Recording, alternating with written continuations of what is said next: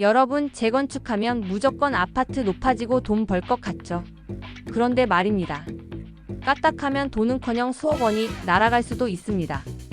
오늘은 일기 신도시 재건축에서 복병으로 떠오른 학교 문제를 수진 스타일로 속 시원하게 파헤쳐 드릴 겸 이거 듣고 나면 와, 이런 게 있었어? 하실 겁니다. 자, 시작은 경기 분당 양지마을 이야기입니다. 여기가 이번에 일기 신도시 재건축 선도지구로 선정됐는데 기대가 엄청 컸어요. 소형 평수 아파트가 하루에 2채씩 팔려나갈 정도였다니까요. 그런데 분위기 좋았던 것도 잠시 딱 걸린 문제가 하나 있었으니 바로 단지 내 초등학교 부지 문제입니다. 양지마을 안에는 초림초등학교가 있는데요. 문제는 이 학교의 일조권이 재건축에 발목을 잡고 있다는 거예요. 경기도 교육청 규정에 따르면 학교 건물은 최소 4시간, 운동장은 2시간 이상 햇볕이 들어야 한다고 해요. 그래서 아파트 층수를 높이려고 해도 학교 일조권 때문에 제한이 걸리게 된 겁니다.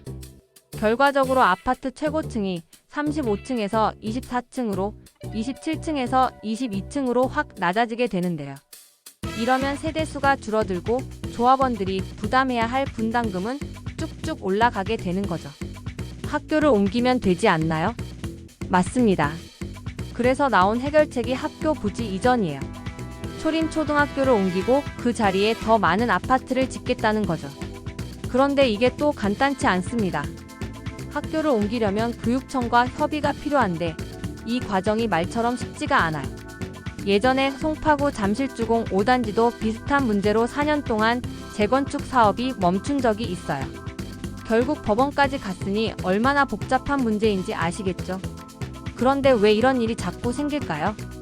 일기 신도시 재건축 단지 대부분이 학교와 가까이 붙어 있어서 생기는 문제입니다.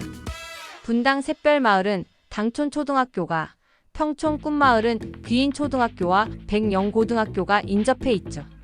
이 모든 단지가 교육환경평가라는 관문을 통과해야 재건축을 진행할 수 있는데 이 평가가 아주 깐깐합니다. 국토부는 어떻게 하겠다고 하나요?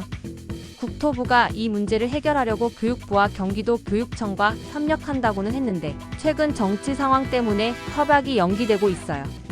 국토부 관계자는 교육청과 공감대는 이미 형성됐다며 별 문제 없을 거라 자신하지만 말이죠. 재건축이란 게 워낙 변수가 많다 보니 조합원들은 여전히 불안할 수밖에 없습니다. 교훈: 재건축 알고 해야 돈 번다. 여러분, 재건축은 그냥 아파트만 지으면 끝이 아닙니다. 특히 일기 신도시처럼 오래된 단지는 학교, 일조권, 교육환경평가 같은 복병이 숨어 있어요. 이걸 제대로 이해하고 준비하지 않으면 돈은커녕 시간과 정성만 날릴 수 있습니다. 학교 주변 부지 문제 확인하기. 재건축 대상 단지 안에 학교가 있다면 교육환경평가가 필수입니다.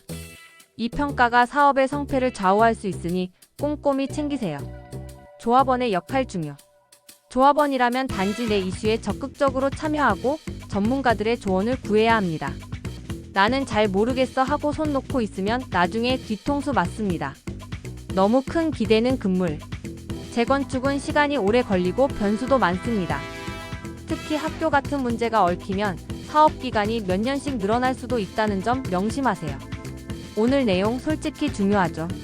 재건축이 단순히 아파트 높이는 문제가 아니라 주변 환경과의 조화를 고려해야 한다는 걸 꼭 기억하세요. 여러분의 소중한 재산이 위험에 처하지 않도록 항상 꼼꼼히 따져보고 준비하시길 바랍니다. 함께 힘내서 좋은 결과 만들어 봅시다.